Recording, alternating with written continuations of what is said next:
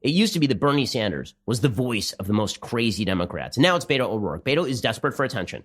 And because he's desperate for attention, and he's just standing outside every Democratic forum, sort of like the weird balloon guy that you see on the top of car dealerships, or just kind of waving his arms all wild like a crazy guy. That's Beto O'Rourke now. Like, Beto O'Rourke will say anything for attention, but he does represent the, at root, most radical and most true Democratic positions. So yesterday, Beto O'Rourke said the thing out loud. Last night, he said the thing out loud that Democrats have refused to say. I've been saying that this is what they want for years.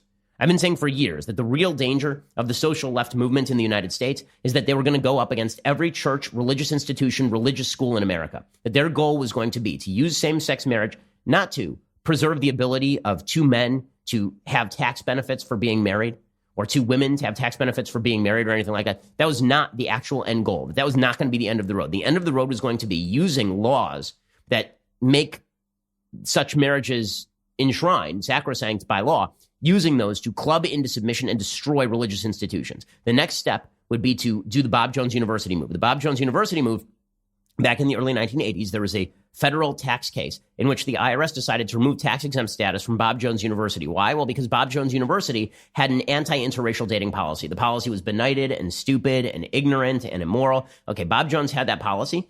There was nothing in IRS policy that suggested that you could simply remove tax-exempt status from organizations that had such rules. But the folks at the IRS decided, you know what, we don't like what Bob Jones University is doing. It's discriminatory, tax-exempt status removed. So the Supreme Court ruled that they could do that. They could remove tax-exempt status. Well, by basically equating same-sex marriage, which is not the same as interracial marriage, but equating the two, by saying that race is the same as sex when it comes to marriage, which is a patently insane position because male and female are inherently different in a very, very different way than people who have different skin colors, right? Different skin colors is a thing that does not matter when it comes to the ability to function as a married couple.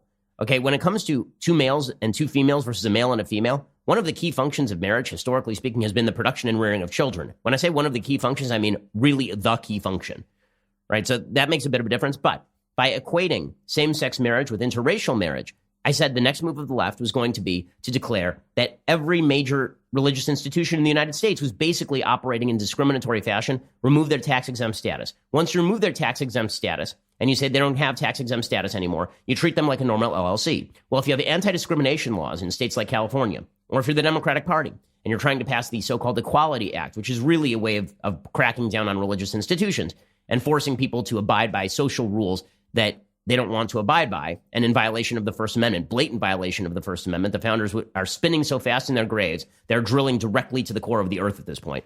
Okay, the fact is that the goal here would be to then kick these religious institutions from 501c3 tax-exempt institutions into normal LLC territory, and then declare that those LLCs are in violation of non-discrimination policies and shut them down as violative of law. And we've already seen them do this with Arlene's Flowers in Washington State, where if you are a florist who is religious and only will cater to weddings that are traditional, you'll be shut down or fined. We've seen it with photographers. We've seen it with the baker in Colorado, right? We've seen all of that. Again, we've seen the Democrats and the left do this. They're going to do that to your church. They're going to remove tax-exempt status, and they're going to shut it down. They're going to do it to your religious school. In fact, they're more likely to go after the religious school. They'll just say no more accreditation. If you don't teach what we want on LGBT topics, we're just going to shut you down because you're not teaching your children properly. And if you say, listen, I'm going to, fine, do that. I'm going to now have homeschool, right? Me and my friends are going to get together at homeschool. They will come in and they will shut that down as a fake school. They will come after your children for truancy. Those will be the next steps. And people say, oh, that's alarmism. We would never do that. We would never do that. We would never come after you. I mean, come on, live and let live, right? You're not bothering anyone. Live and let live. Yeah, Beto O'Rourke just destroyed any semblance of that notion last night during this CNN town hall. It was crazy, but this is the actual position of the Democratic Party. Here's Beto explaining that colleges and churches that oppose same-sex marriage should lose their tax-exempt status. So he is saying exactly what I have been saying for 10 years. People have been saying that I was alarmist about all of this. One of the reasons I'm libertarian on same-sex marriage is not just because I don't think that the government has a role in regulating activity that doesn't harm anybody else, but also because I was deeply afraid that the government getting involved and redefining marriage to include same-sex marriage would end in exactly with what Beto O'Rourke is talking about right here. So here is Beto O'Rourke saying straight out that he wants to remove tax-exempt status, right, which is the first step toward basically getting rid of these institutions altogether, from every college, every church that opposes a same-sex marriage. Remove tax-exempt status. They won't be tax-exempt any longer. So you won't be able to give charity to your church because if you do, you'll be acting in discriminatory ways. Here's Beto ORourke saying it out loud. Colleges, churches, charities, should they lose their tax-exempt status if they oppose same-sex marriage? Yes. There can be no reward, no benefit, no tax break for anyone or any institution, any organization in America that denies the full human rights and the full civil rights of every single one of us. And so as president, we're going to make that a priority, and we are going to stop those who are infringing upon the human rights of our fellow Americans. Okay, so in other words, if you're a church, you're not infringing on anybody's rights. You're just saying you can't come here for your marriage. Go to the church down the street. You're a religious school. You're saying, listen, you want to learn about gay rights? Go to the public school down the street. Okay, you want to learn about gay rights? You can just go to that secular atheistic crossroads school in Santa Monica. Like, enjoy yourself. That's your problem. Go enjoy. Fine. You're not infringing on anybody. Your mere existence is an infringement, according to Beto ORourke. The institutional existence is an infringement on liberty, according to Beto ORourke, and you must be shut down.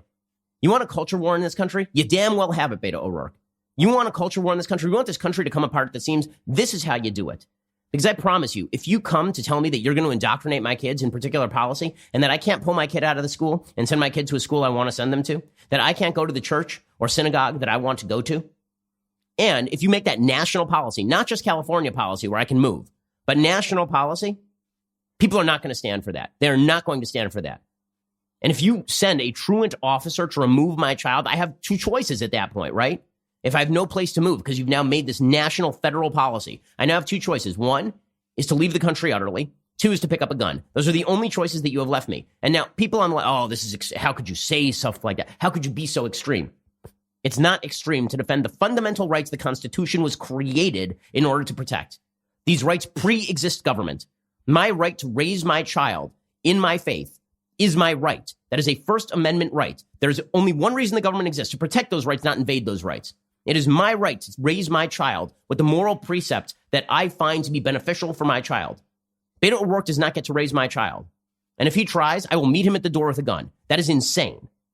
That is insane. If he tries to remove my child from my home, and, well, he's not suggesting that. Where do you think this goes? What do you think the next step is?